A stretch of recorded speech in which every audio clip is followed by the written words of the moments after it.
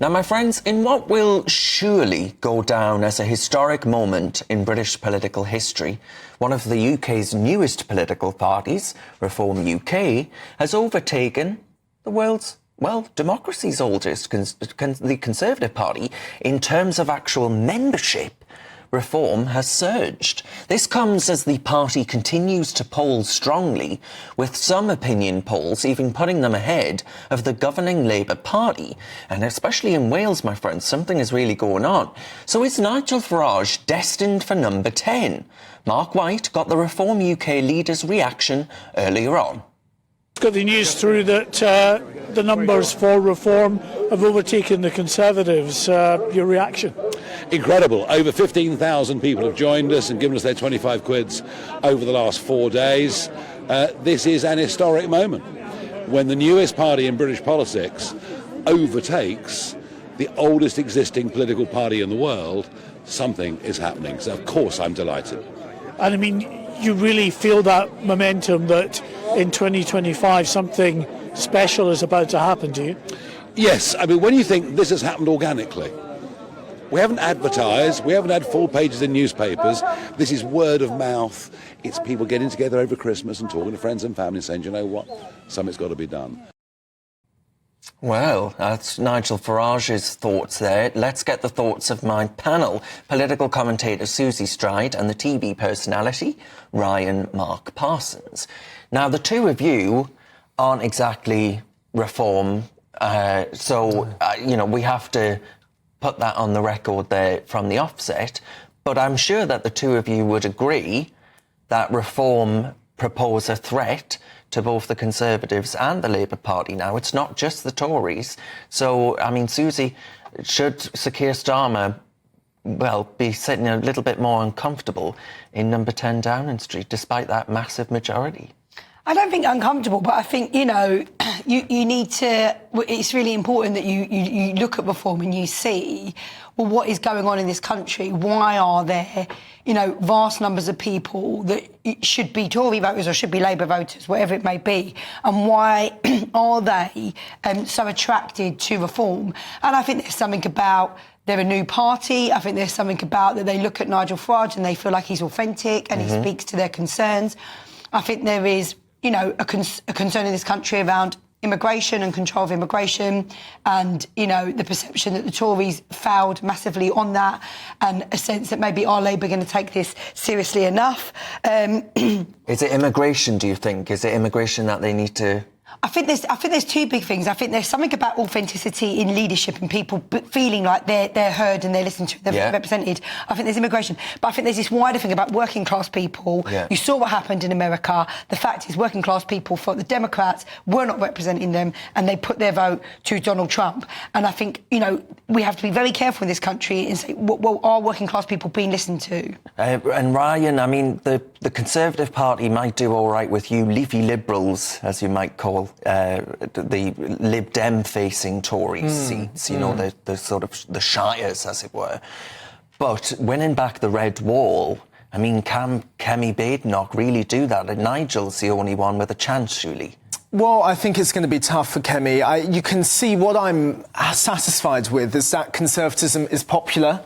And we're seeing these numbers grow for Reform. I'm not a member of Reform. I never will be a member of Reform, but it's good to see Conservatism popular in this country. I, to be honest with you, see Reform as a sort of more rambunctious, tacky Conservative Party. Boisterous, loud, the likes of Lee Anderson. I mean, I agree with Susie that we need to have more authentic leaders, and I think you see that with Nigel Farage. And I think there's a broader appeal with people like him, politicians that have that authenticity. But I really don't see them as a threat. If you look at the parliamentary numbers, they've got 5 MPs versus 121 Conservative members of Parliament. I mean, on that basis alone, they're not a threat at all to the Conservative Party. And I really can't see that changing over the next few years when we have a general election. Hang on, because even in Scotland and Wales, you're seeing that actually in Wales, they're certainly overtaking the Conservative Party, but in Scotland they're doing very well too, so you can't rule them out and say that they're not a threat. I think it's just a very short-lived movement, a little bit of momentum and noise, like I said. They're very loud and rambunctious. I mean, Nigel Farage is great at this. I mean, look at UKIP. Where's UKIP now? I mean, Brexit, he delivered that, but these are all very short-lived campaigns, and I see Reform as similar to that. I mean, Susie, I don't agree with that. I see something going on here because I, over Christmas, spent time with some family friends, and they never struck me as remotely political before, but they all said we need Nigel Farage. They all said that they were getting involved like they never had before. So I think there is something going on out there, and it's not just because, you know, I sit here and take in this news on a regular basis. It just strikes me that there is a movement and a desperation, a hunger for change. Yeah, I mean, you almost feel, I mean, in some ways, I'm thinking back to what David Cameron did with the Conservative parties, you know, like hugging a hoodie and huskies. I mean, not that he did anything good for the environment, but obviously what he was very good at, he did this thing where he kind of transformed the image, you know, of the Conservative Party, something that Tony Blair did as well. And you almost get this sense that both parties need to think about this and need to think about how they're portraying themselves to the public. It's very hard to tell whether it's going to be short-lived like UKIP. UKIP was short-lived. I think the public are in a different place. There's something about post-pandemic where people have come out and people are different. I just think people are different. But do you think actually, you know, we're into what will be the coming up to a year next in July of Labour government. It's half of that, and the fact of the matter is it ain't gone too well, has it? So Nigel Farage is probably rubbing his hand with glee. I think, look, it's been a very tricky start, you know, from the riots to a whole lot of other things. It's not been, you know, it's not been the easiest, you know, road. However, I do think that 2025, that things are going to begin to look far better for the Labour Party, because I think there are going to be wins around the NHS, wins around education and wins around other areas. But ultimately, look, this is not an easy political climate. All right. Well, we'll see. That's a note of optimism for the Labour Party, and one that's cheery, shall we say. Rose-tinted, rose-tinted. Earlier, our Home and Security editor, Mark White, spoke to Nigel Farage before he headed off for his Boxing Day hunt. Well, welcome back to Chiddingstone as things are really livening up now. Lots of people queuing for the bar there ahead of watching the horses and the hounds heading out. One of those who'll be on horseback is Nigel Farage. How important is this hunt? This is your local hunt. You've been coming for years. Yeah, decades, certainly 40 years. Have a look around you. Where are all the toffs? You know, the supposed aristocracy.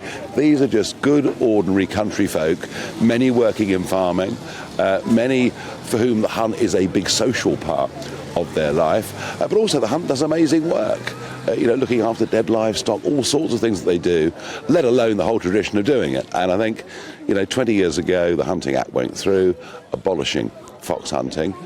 But this has survived through trail hunting. You know, a scented trail is put out, the hounds follow that, the horses follow the hounds. We've now got a Labour government saying they might even want to ban trail hunting. I mean, you might as well ban people riding horses. Well, interestingly, government sources saying that they are looking to certainly tighten up the rules around trail hunting, bigger fines and alike. Is there a feeling in these communities, Nigel, that this government just doesn't get the countryside? Oh, I think hunting is frankly the tip of the iceberg. We've got the attack on the small farm.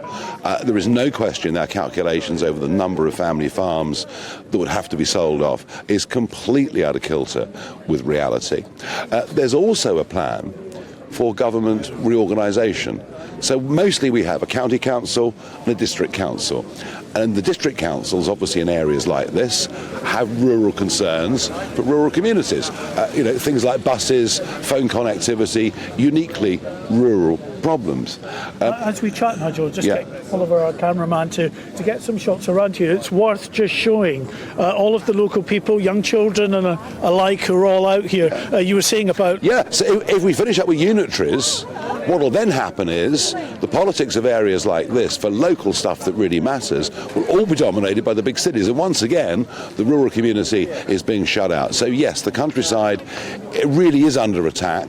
There are too few people to stand up and defend it. But fascinatingly, Labour have about 100 MPs representing constituencies like this. And I think it's one of those areas where voter pressure, farmer pressure can be brought to bear. So do you think now, given the sort of the way in which the party, the parliamentary party, is made up, which is, as you say, different to perhaps traditionally how we've seen Labour MPs formed, that there's going to be that pressure that's brought to bear that Labour's got to be a bit more cognizant of what's happening in the countryside? Yeah, I mean, whether you support fox hunting or not, as I say, has now become the tip of the iceberg in a much bigger issue about the way in which rural communities are being shut out, their opinions are being ignored. And we hear a lot about two-tier Britain. Well, this is very two-tier. If you're in the big cities, you matter. If you're living out in villages like this, increasingly it feels like you don't. And I do think, and we've seen the farming protests taking off around the country, peaceful farming protests. I do think you're going to get Labour MPs representing these seats feeling very twitchy. Well, I was just going to ask you finally on that point about these protests. They've been extremely well behaved, very civilised and indeed enjoying a lot of public support. Do you see perhaps things changing in the year ahead, that maybe that patience is going to run out, that perhaps they'll model themselves a bit more on their cousins in France, for instance? Well, we're not French, are we? And I just don't... Heaven forbid. No, well, quite. No, I don't think it. I mean, there might be one or two. And don't underestimate, there is fear and there is anger about a whole way of life disappearing. No, I honestly believe that the way this wins is to have the silent majority behind you. And I think in this country, anything approaching violence would be a disaster. Okay, Nigel Farage, thank you for talking to us on GB News, and enjoy the hunt today. Nigel and many others will be following the hounds as they trail hunt across the morning here, and hundreds more gathering in this village to enjoy the spectacle.